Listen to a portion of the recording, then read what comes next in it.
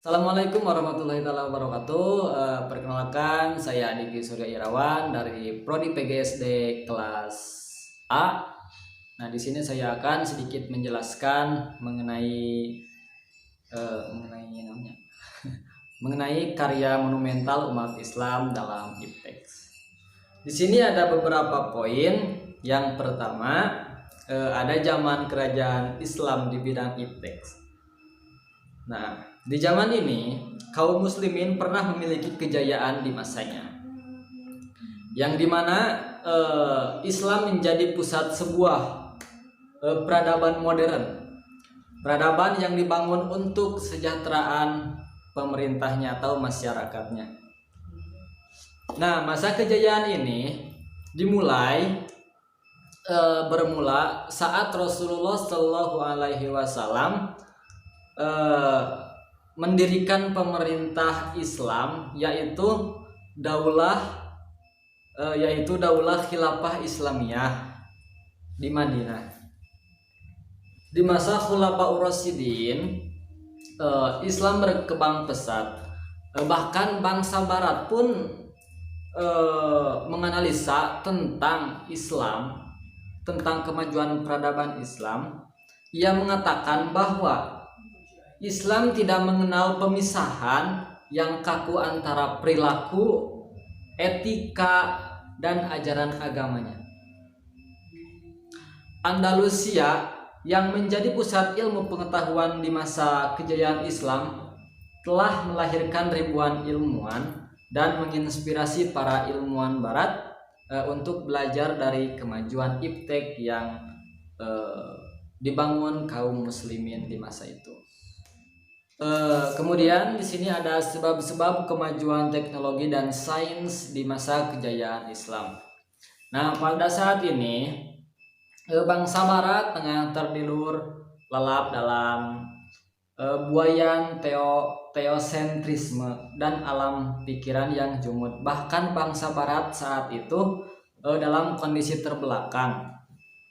Islam mengalami kebangkitan intelektual dan kultural yang spektakuler. Nah, di sini secara umum menurut Arif ada beberapa faktor yang telah mendorong kemajuan sains di dunia Islam saat ini, yakni di sini ada lima faktor. Yang pertama, kesungguhan dalam mengimani dan mempraktikkan ajaran Islam sehingga lahir individu-individu yang unggul.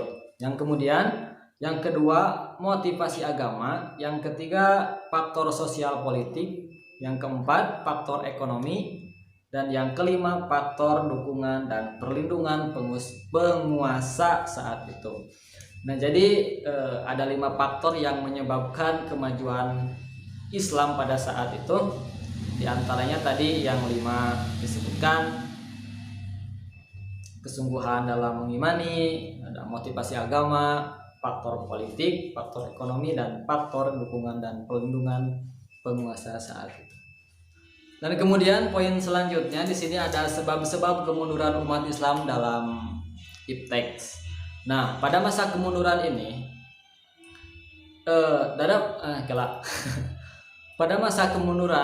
pada masa kemunduran IPTEK di dunia Islam, kaum muslimin tidak lagi mempunyai semangat yang sangat kuat untuk mempelajari ilmu-ilmu atau dalam ilmu pengetahuan.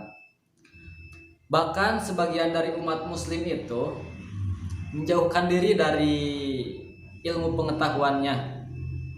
Nah, karena dianggap sekular dan produk barat. Menurut Profesor Dr. Abdus Salam, seorang ilmuwan muslim asal Pakistan, kemunduran ilmu pengetahuan dan teknologi di dunia Islam lebih banyak disebabkan oleh faktor-faktor internal. Jadi disebabkan akibat umat Islamnya itu sendiri. Misalnya terjadinya pemisahan dalam mempelajari ayat-ayat kauliyah dan ayat kauniyah, kurang terjalinnya kerjasama antara ilmuwan muslim dan penguasa setempat untuk menjadi tradisi keilmuan di dunia Islam, dan sikap mengisolasi diri terhadap perkembangan iptek di luar. Nah, jadi kemunduran iptek di dunia Islam itu terjadi akibat tidak ada kerjasama antara satu dengan yang lainnya, seperti itu. Nah, kemudian yang terakhir di sini ada upaya-upaya kebangkitan kembali umat Islam dalam iptek. Nah, kejayaan Islam pada masa dinasti Abbasiyah mencerminkan bahwa Islam itu adalah agama yang sangat luar biasa. Bahkan bangsa Eropa pun seolah-olah tidak berdaya dalam kemajuan Islam, terutama di dalam dunia iptek. Walaupun pada akhirnya kejayaan Islam pada masa dinasti Abbasiyah telah berakhir dan hanya menjadi kenangan belaka kita sebagai generasi penerus. Kita harus berjuang lebih keras, berusaha bersungguh-sungguh, apalagi dalam keadaan zaman modern yang saat ini.